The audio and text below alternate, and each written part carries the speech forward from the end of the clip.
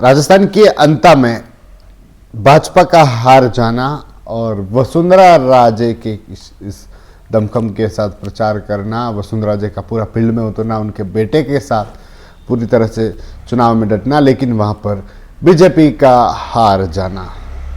हमारे साथ बातचीत करने के लिए राजनीतिक विश्लेषक है लाल कुमार चुग साहब, जिनसे हम बात करेंगे कि वे इसको कैसे देखते। सर, प्रचार हुआ दमखम से, वसुंधरा राजे ने भी पूरा दमखम आखिरी समय तक दिखाया, लेकिन कहीं न कहीं पूरा जो चुनाव था वही बीजेपी हार गई। कांग्रेस तो पूरी आगे निकल गई, लेकिन टक्कर नरेश मीणा और बीजेपी के बीच रह गई। यहाँ देखिए कि जो कांग्रेस यहाँ से चुनाव जीती है उसका सबसे बड़ा रीजन अगर देखा जाए तो यहाँ पर जो निर्दलीय प्रत्याशी नरेश मीणा थे वो उम्मीद से ज़्यादा वोट ले गए, उसी के कारण बीजेपी की यहाँ पर हार हुई है। पहली बात तो यह है। दूसरी बात यह है कि बीजेपी का जो कैंडिडेट था वो एक अनुभवी कैंडिडेट नहीं था, जबकि कांग्रेस का जो प्रत्याशी था वो एक अनुभवी था, क्योंकि वो 4 बार के इलेक्शन में कंटिन्यूस वो चुनाव लड़ रहा था, तो उस क्षेत्र को वो बहुत अच्छी तरह जानता था और उनका जो बूथ मैनेजमेंट था वो काफ़ी अच्छा था। उसी कारण वो वोट अधिक लेने में सफल रहे। इसके पीछे आप देखें तो कांग्रेस का जो वोट आया है, अगर उसको कंपेयर 2023 के इलेक्शन से करें तो यहाँ पर आप देखिए कि 23 के अंदर कांग्रेस को 81,000 वोट मिले थे, मगर इस बार 69,000 वोट मिले हैं, मतलब कि वोट उनका कम हुआ है। उसके पीछे रीजन यही है कि नरेश मीणा सबसे ज़्यादा वोट अच्छे खासे वोट ले गए, ठीक है ना। उधर बीजेपी को अगर एनालिसिस करते हैं 2023 से, उस समय उनके 87,000 वोट आए थे, मगर इस बार वो 53 पर अटक गए। तो यहाँ पर आप नरेश मीणा के जो वोटों को हो कि ये 53,000 वोट वो कहाँ से लेके आए, ठीक है ना। अगर उसका एक एनालिसिस करते हैं तो स्थिति बिल्कुल क्लियर हो जाती है कि उसने किस किस के वोट काटे हैं इसके अंदर। तो आप देखिए कि यहाँ पर सबसे ज़्यादा जो वोट काटे हैं वो बीजेपी के सबसे ज़्यादा वोट काटे हैं, करीबन 33,000 के आसपास वो बीजेपी के वोट काटने में सफल रहे हैं, जबकि उन्होंने जो कांग्रेस के वोट काटे हैं वो 12,000 के करीब वोट काटे हैं। तो यहाँ जो 33,000 वोटों का नुकसान 2023 से बीजेपी को हुआ है, वही एक कारण है कि नरेश मीणा अधिक वोट ले गए और बीजेपी के वोट उन्होंने ज़्यादा खाए, इसलिए यहाँ से बीजेपी चुनाव हारी। अगर नरेश मीणा के हम जो मान रहे थे कि 41,000 के आसपास वोट आएंगे, मगर वो 53,000 पे पहुँच गए हैं, तो उसी कारण बीजेपी यहाँ से चुनाव हारी है। पर सर, कहीं वसुंधरा राजे जिसने पूरा दम लगाया, उनके बेटे को वहाँ पर उतारा, लेकिन क्या हो सकता है, क्योंकि जिनका वहाँ पर जाना चाहिए था, चाहे किरोड़ी लाल मीणा हो, मीणा समाज के वोटर्स वहाँ पर है, एक तरफ सतीश पूनिया, एक तरफ राजेंद्र राठौड़, ऐसे कई सारे नेता हैं, सीपी जोशी है जिसमें आते हैं, लेकिन वो वहाँ पर नहीं जाते हैं। तो कहीं ना कहीं इसको भी तो कारण माना जा सकता है बीजेपी के लिए सबसे बड़ी हार का।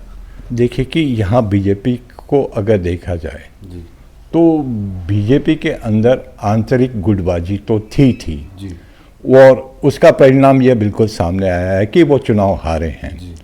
अब आप देखिए कि जो राजस्थान के, ये देखिए कि बीजेपी जो चुनाव लड़ी है वो जाति आधार पर चुनाव लड़ी है, ठीक है ना। जो जाति आधार पर चुनाव जो बीजेपी लड़ी है, यहाँ पर उन जाति के लोगों को अगर इसके अंदर बीजेपी के लीडर्स को लाते तो निश्चित रूप से बीजेपी यहाँ से चुनाव जीतती। यहाँ देखिए कि 4 बड़े नेता जो यहाँ के जाति समीकरण से बिल्कुल मैच करते हैं, मगर उन्हें नो एंट्री की गई। जैसे एसटी वोट था किरोड़ीलाल मीणा, ठीक है, उनकी नो एंट्री की गई। एससी वोट जो था उसके लिए मदन दिलावर जो हैं उनकी नो एंट्री की गई, ठीक है ना। उसके बाद जो अपने धाकड़ समाज के वोट थे, अच्छे खासे वोट थे, वहाँ पर हीरालाल जी की वहाँ पर नो एंट्री की गई। और इसी प्रकार बहुत सारे लीडर्स थे जो इस चुनाव के अंदर दिखे नहीं। तो ये इससे लगता है कि बीजेपी कहीं ना कहीं अंतर्कलह की वजह से ये चुनाव हारी है।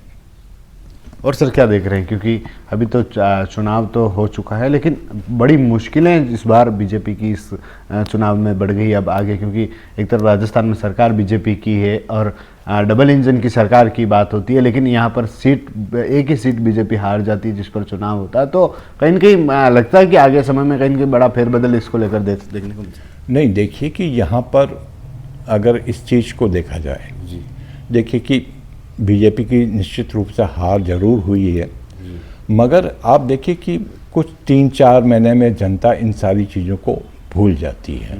ठीक है ना। अभी 4-5 महीने से पहले कोई चुनाव नहीं है, जो निकायों के और ग्रामीण क्षेत्र के चुनाव हैं, उसके अंदर इतना बड़ा कोई इफेक्ट मुझे नज़र नहीं आता है। मगर ये जो सबसे बड़ा इफेक्ट है वो आने वाले विधानसभा पर जरूर पड़ सकता है।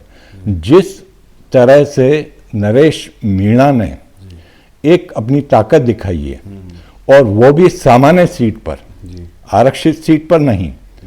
अगर नरेश मीणा जैसे लोग 20 से 25 और होंगे तो बीजेपी और कांग्रेस दोनों की मुश्किलें बढ़ेगी। उसके पीछे मैं आपको कुछ एग्जाम्पल देता हूं कि राजस्थान के अंदर करीबन 59 सीट्स जो हैं वो आरक्षित हैं। ठीक है ना। अब आप देखिए कि एसटी वर्ग के लिए 25 सीटें आरक्षित हैं और एससी वर्ग के लिए 34 सीटें आरक्षित हैं। ठीक है ना। अभी उदयपुर रीजन को आप देख लीजिए कि उदयपुर रीजन के अंदर टोटल 25 एसटी सीटों में से 16 सीटें उदयपुर रीजन्स में हैं। मगर आप यहाँ पर देखिए कि जो बीएपी है वो अब बीजेपी और कांग्रेस को बहुत अच्छी टक्कर देने लगी और यहाँ से चुनाव भी जीत रही है। अगर ऐसे समीकरण पूरे राजस्थान में बनते हैं तो एक आरक्षित सीटों पर एक बहुत बड़ा प्रभाव पड़ेगा और निश्चित रूप से एक कांग्रेस और बीजेपी के लिए सरकार बनाना बहुत मुश्किल हो जाएगा। ठीक है सर, बहुत बहुत धन्यवाद आपका। तो ये थे जिनसे हमने सर से बात की कि क्या देखते हैं। चुग साहब ने बताया कि क्या स्थिति अंता में हुई जिससे कि ऐसे हालात जो बीजेपी के बने, क्यों बीजेपी को नुकसान हुआ, कौन ऐसे जो मंत्री थे, जो नेता थे जिनकी नो एंट्री भारी पड़ गई अंता में बीजेपी पर, और बड़ा झटका जो बीजेपी को देखने को मिला। जो जीत का दावा बीजेपी कर रही थी वो दावा ही रह गया, और नरेश मीणा और दोनों बीजेपी के बीच कड़ी टक्कर रहेगी, वो भी 100 से 150 वोटों के बीच की, और प्रमोद जैन बाजी मार कर ले गए। TV9 के लिए राजेश डांगी।